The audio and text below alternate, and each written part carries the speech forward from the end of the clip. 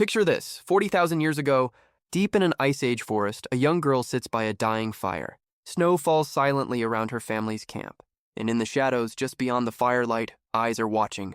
Not a predator's eyes, not tonight. A wolf, thinner than the rest of its pack, has been trailing this group of humans for weeks. It's not here to hunt them. It's here for the scraps, the bones, the fat, the leftovers they toss aside without thinking. And tonight, for the first time, it doesn't run when the girl looks up.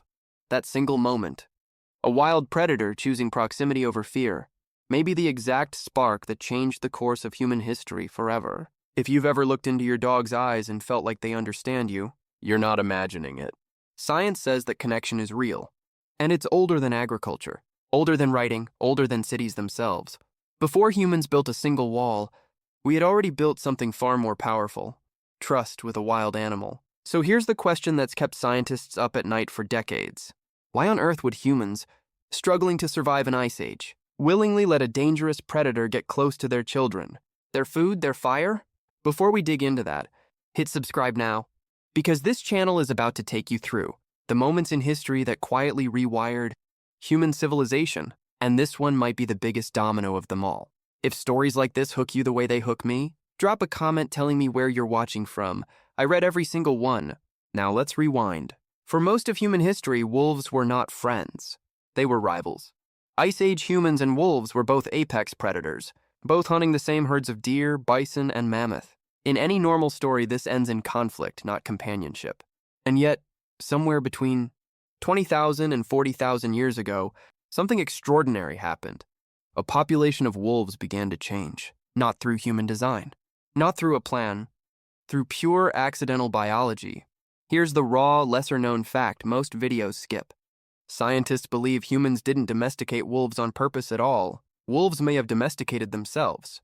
Some wolves were bolder, less fearful of humans, more willing to approach camps and scavenge scraps. Over generations, natural selection quietly favored the calmer, friendlier wolves. The ones who could tolerate human presence without triggering a spear. Fear responses dropped. Bodies changed. Skulls shrank slightly. Ears began to soften and flop. Coats gained new colors and patterns never seen in wild wolf populations.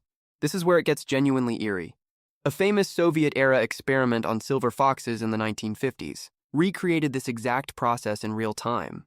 Scientists selectively bred only the calmest, least fearful foxes, and within just a few generations, without ever selecting for physical traits, those foxes started developing floppy ears, curled tails, and patchy fur, just like dogs, just like that Ice Age wolf by the fire.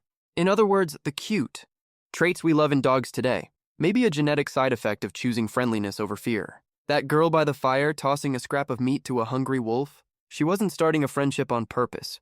She was witnessing evolution in real time, and she had no idea. She was standing at the beginning of humanity's longest, deepest bond with another species. But here's what should really unsettle you. If this bond began by accident, what does that mean about how much control we actually had over shaping our own history? Let's fast forward past the campfire, because what happened next is where the story stops, being folklore, and starts being cutting-edge science. For decades, researchers argued over a deceptively simple question: where and when did wolves actually become dogs? The answer turned out to be far messier than anyone expected. Genetic studies now suggest dog domestication may have happened not once, but possibly in multiple regions, with different wolf populations independently drifting toward humans across Europe and Asia. A landmark 2021 study analyzing ancient wolf genomes from Siberia, Europe, and the Arctic found that all modern dogs trace back to a now extinct wolf population, but that population's descendants split early into distinct lineages, meaning the dogs guarding a European farmhouse and the dogs pulling an Arctic sled may have far more divergent ancestry than we ever assumed. Here's the fact that tends to blow people's minds. Dogs were domesticated before the wheel, before farming, before pottery, before permanent villages. Humans were still full-time hunter-gatherers when this happened. That means the dog wasn't a byproduct of civilization. The dog may have helped build civilization. Early dogs likely helped humans track wounded prey, guard camps from other predators, and detect danger long before human senses could. A species that once competed with us for meat became the reason we ate more of it. And this is where the psychology gets fascinating. Modern research on dog cognition has found that dogs are exceptionally skilled at reading human facial expressions and gestures better in some tests than even chimpanzees, our closest genetic relatives. A 2019 study on canine anatomy discovered dogs evolved a specific facial muscle, the levator anguli medialis, that lets them raise their inner eyebrows to create that unmistakable puppy dog eyes look. Wolves don't have it, dogs do. It appears to have evolved specifically because humans respond to it emotionally. Let that sink in for a second. Dogs may have evolved a facial muscle because it manipulates human emotion. Not manipulation in a sinister sense, but in the oldest, most successful survival strategy in the animal kingdom: make yourself impossible to abandon. So here's a question for you. Comment below. Do you think dogs chose us, or did we choose them? Because the more scientists study this, the more it looks like the answer is neither. It looks like a slow-motion negotiation between two species, running for thousands of years, with nobody fully in control. There's also a chemical piece to this puzzle that feels almost too good to be true. Research has shown that when humans and dogs make eye contact, both species experience a spike in oxytocin, the same hormone responsible for the bond between a mother and her newborn child. Wolves raised by humans don't show this effect nearly as strongly. Something in the dog brain specifically rewired itself to bond with us on a hormonal level. This wasn't a partnership built on convenience alone. It was built on biochemistry, on a wildly rare interspecies trust loop that, as far as we know, has no equal anywhere else in nature.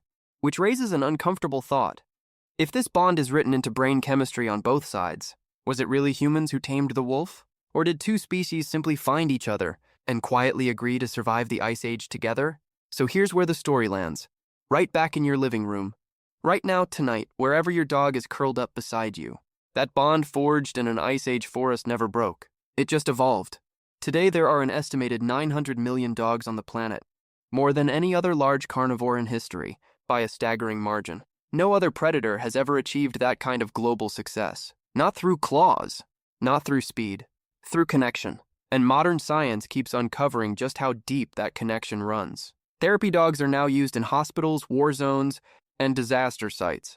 Not because they can perform medical procedures, but because their mere presence has been shown to lower human cortisol levels and ease trauma responses. Service dogs can detect seizures minutes before they happen, sniff out certain cancers, and sense drops in blood sugar with an accuracy that still puzzles researchers. None of that was trained into wolves 30,000 years ago. It was built generation by generation, on top of that original spark of trust by the fire. Here's the surprising truth most people never think about. Every dog alive today, what from a Chihuahua, asleep on a pillow, to a German Shepherd on police duty, carries the DNA of that same Ice Age wolf who once decided a human camp was safer than the forest. The tiny teacup poodle and the wolf are, genetically, almost the same animal, separated only by tens of thousands of years of choices, theirs and ours. And maybe that's the real takeaway here. Domestication wasn't really about controlling an animal. It was about two species recognizing something in each other worth keeping. Wolves gained safety, food, and warmth. Humans gained protection, companionship, and, some researchers argue, even an evolutionary edge over other early human groups who never formed that same bond, particularly during encounters with rival predators and competing tribes. Think about that the next time your dog rests its head on your lap for no reason at all. That instinct, that pull toward you, isn't random. It's the end result of one of the longest, strangest, most successful relationships in the history of life on Earth. A wild predator looked at a vulnerable, cold, struggling species of ape and decided we were worth the risk. We often think humans conquered nature, but this story tells a quieter truth. Sometimes, the most powerful thing you can do isn't conquer something wild.